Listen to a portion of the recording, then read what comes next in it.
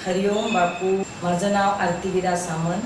मी आतापर्यंत एक 20 वर्ष झाली माझ्या बापूंकडे येऊन। आधी मी दैसर केंद्रात होती, आता मी कुडाळ केंद्राला आलेली आहे। 9 महिने जवळजवळ मला झाले। हा माझा अनुभव साधारण एक 10-12 वर्षापूर्वीचा आहे आणि बापूंकडे मी 96 पासून येत आहे। आपण बापूंनी आपल्याकडून साई चरित्राच्या 85 परीक्षा सगळ्या घेतल्या आहेत। श्रीमद पुरुषार्थ ग्रंथराजामधून आपण वाचतच आहोत की जसं बापू आपल्याला सांगतात तसंच्या तसं आपण सगळे भक्तजन हे अनुभवत आहोत। मी आज तुम्हाला माझ्या मुलाचा अनुभव सांगणार आहे आणि हा अनुभव म्हणजे कर्माचा अटळ सिद्धांत स्पष्टपणे दर्शवतो। माझा मुलगा लहानपणापासून एवढा मस्तीखोर की काही विचारू नका, मी त्याच्या मागे खूप वैतागलेली होते। अगदी लहानपणापासून त्याला एका जागेवर बसणं म्हणजे फार मुश्किल होतं। त्यातच तो अभ्यासामध्ये सुद्धा थोडा कमीच होता। आम्ही त्याला असं ठरवलं होतं की 10वी नंतर कॉलेज न करता त्याला डायरेक्ट सिव्हिल ड्राफ्ट्समनचा ITR गव्हर्नमेंटचा ITR द्यायचा। त्याप्रमाणे बापू कृपेने त्याला फर्स्ट क्लास मिळाला आणि त्याची 10वी पूर्ण झाली। नंतर 2 वर्षाचा ITR पूर्ण झाला। त्याचं वय जवळजवळ 16-17 वर्षच होतं। त्याच्यामुळे त्यांनी एक कॉलेज जीवन एन्जॉय केलेलं नव्हतं आणि ह्याला नको तेवढा मित्रांचा सहवास होता। किती मित्र ज्याच्या मित्रांच्या मागे मी अक्षरशः वैतागलेली होती। ह्याला याच्या ITR झाल्यावर याचे छोटे मोठे कोर्सेस सुरू झाले आणि छोटे मोठे जॉब पण सुरू झाले। जॉबवरून शनिवार रविवार सुट्टी असल्यामुळे हा पुरा दिवस भटकायचा। मी त्याला खूप गोडी लावून सांगायची, बापूंच्या उपासनेला ADMचा कोर्स कर। यायचा कोर्सही त्याने केला ADMचा, पण लक्ष सगळं मित्रांकडे असायचा। मी त्याला विचारायची, अरे एवढं काय बोलताय तुम्ही पूर्ण दिवस, एवढं मित्र काय चाललेले रात्री 11-12? आणि माझं प्रत्येक गारण माझ्या बापूरायाकडे असायचं।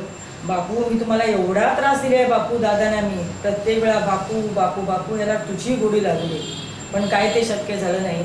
आणि कसं त्यांनी ADMचा कोर्स केला आणि एक छोटीशी नोकरी त्याने पकडली होती। एक इंजिनियर आणि हा ड्राफ्ट्समन होता आणि त्याच्यामधला एक चांगला पैलू असा होता की त्याला शिवी घालणं अजिबात कोणी घेतलेलं सहन होत नव्हतं आणि तो स्वतःही कधी शिवी मात्र घालत नव्हता। आणि बरोबर ह्याच प्रकरणावरून ऑफिसमध्ये एवढी मोठी मारामारी झाली की काही विचारू नका। म्हणजे मला फोन आले की कोणत्याही क्षणी घरात पोलीस येऊ शकतात। बापरे, म्हटलं बापू केवढा हा त्रास मला या मुलाचा, काय करू या मुलामागे मी? कुठच्याही क्षणी म्हटलं हे येऊ शकतात, फक्त तू एवढंच कर। आणि त्या दिवशी बरोबर शनिवार होता आणि शनिवारकडे मी उपासनेला गेली, पण माझं उपासनेला जराही लक्ष नाही। सगळ्या मैत्रिणींना मी सांगितलं आज असा प्रकार घडला आणि बापूंना उपासनेलाच सांगते, बापू जर पोलीस आले ना तर मला शक्ती द्या। मी ह्या मुलाला म्हटलं पोलीसच्या हातात देणार आहे, फक्त मला तुम्ही शक्ती द्या, हे सगळं सहन करायचं, कारण मी आई आहे आणि मी नंतर रडणारच आहे। बापूंनी मी म्हटलं घरी येईपर्यंत मला माहिती आहे की काहीतरी गडबड झालेली आहे, हा गपचूप येऊन घरात बसलेला आहे, आता काय करू? नोकरी तर गेलीच, पण घरी येते तर देवाच्या कृपेने हे सगळं प्रकरण मिटलं, त्या माझ्या बापूच्याच कृपेने। मध्ये 5 वर्षाचा काळ गेला आणि त्याला बाहेर ओमानचा एक जॉब झालं आणि त्यानंतर तो ओमानला जाण्याचं त्याचं 1-2 महिना बाकी होतं। आणि असाच एक का संध्याकाळी तो घरी आला, एक 6-6:30च्या मनाने बघते तर पूर्ण अंगातून रक्त येते, इकडे फुटलंय, पायाला जखम झालेली आहे। मी म्हटलं काय झालं? मी घाबरली एवढं बघून। तर नाही आई, मी स्टेशनला पडलो। पण मी परत बापूंच्या फोटोकडे आले, बापू हा स्टेशनला पडलेला नाही, माझं मन सांगते, कारण काहीतरी इकडे गडबड आहे म्हटलं, पण ती मला कळत नाही। आणि एवढ्या मोठ्या मुलाच्या मागे मी आता किती फिरू? एवढा मोठा झालेल्या मुलाला मी काय बघू? आता तूच काय ते कर असं म्हटलं। रात्रभर काय आम्ही झोपलो नाही। सकाळी उठला, हा कामावर गेला, परत संध्याकाळी घरी आला, नाश्ता पाणी करून हे परत सगळेजण बोरिवलीमध्ये IC कॉलनी म्हणून आहे, त्या IC कॉलनी त्यांचा सगळ्यांचा ग्रुप असायचा मित्रांचा, आणि ह्या परत असाच गेला। आणि आम्हाला जवळजवळ मी याची वाट बघते, 11-11:30 होऊन गेले आणि आम्हाला डायरेक्ट पोलीस स्टेशनवरून आम्हाला फोन। बापरे, माझं एवढं तर हे चढलं BP, बापरे आता समोर म्हटलं भेटलं असतं तर चोपून काढणार, काय करू मला काय कळेना। शेवट माझे मिस्टर गेले, सगळं प्रकरण काहीतरी हँडल करून तो त्याचा मित्र हे दोघे घरी आले। तिघे घरी आणि आल्या त्याला कळलंय की आई आता काय माझं खरं ठेवणार नाही म्हणून। आधीच मला सांगतो, आई आधी ऐक, माझं ऐक आणि मग बोल, मग मी शांत राहिले, बापूने तेवढं शांत केलं आणि मला ती सगळी स्टोरी सांगितली.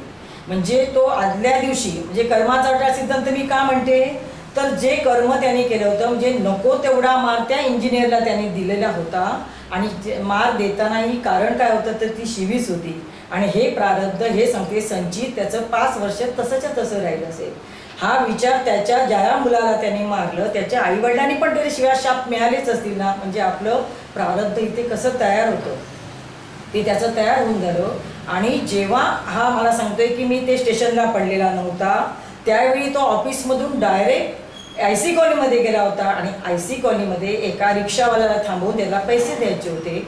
म्हणून त्याने IC कॉलनीत एका दुकानदाराशी तो बोलला, तर दुकानदाराचे काहीतरी गडबड होऊन तिथे शिवीच हा विषय आला आणि शिवीवरून परत तशीच्या तशी मारामारी झाली. जसं माझ्या मुलाने, माझ्या मुलाचं नाव ओंकार, तसं त्या मुलाला मित्राला मारलं होतं तसाचा तसा मार त्या माणसाने त्याला घातला. सुद्धा काठी विषय शिवी, लक्षात ठेवा तोच विषय अगदी बरोबर. आणि तिथे पोलीस आले आणि पोलीस हे सगळं प्रकरण मिटवलं. काहीच तर हे कालच सगळं प्रकरण मिटलं होतं आणि त्यांना सांगितलं की परत तुम्ही इथे आम्हाला दिसता कामा नये.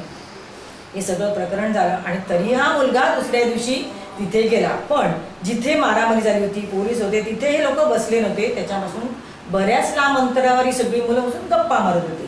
गप्पा मारता मारता काहीच विषय नाही, अचानक एक धिप्पाड माणूस आला. कारण इकडे माझा सतत धावा चालू होता माझ्या बापूंकडे, मी काय करू, मी ह्याच्या मागे कसं जाऊ. आणि एक म्हणे माणूस आला आणि 2 कानाखाली माझ्या मुलाच्या मारली. त्याच्यामुळे त्याला सगळ्यांनी धरलं आणि पोलीस स्टेशनला घेऊन गेले. आणि नंतर तो सगळा प्रकार घडला आणि जो फोन आला पोलीस स्टेशनचा तो. हे बोलल्याबरोबर एका क्षणात माझ्या लक्षात आलं, अरे हा म्हणजे मला आनंद झाला, खूप आनंद झाला की हा मारणारा माणूस माझ्या बापूशिवाय दुसरा असूच शकत नाही. मला अतिशय आनंद. आणि त्या क्षणाला माझ्या मुलाची मान खाली असा बघून मला टरकायला आला. अरे म्हटलं का कोण धावणार, आणखी कोण माझा धावणार कळलं. मला ह्या अनुभव तुम्हाला असंच सांगायचे, जेव्हा आपले मानवी पातळीवरचे सगळे हे उपाय जेव्हा संपतात ना तेव्हा हा सद्गुरू उभा राहतो. आता हरिओम श्रीराम.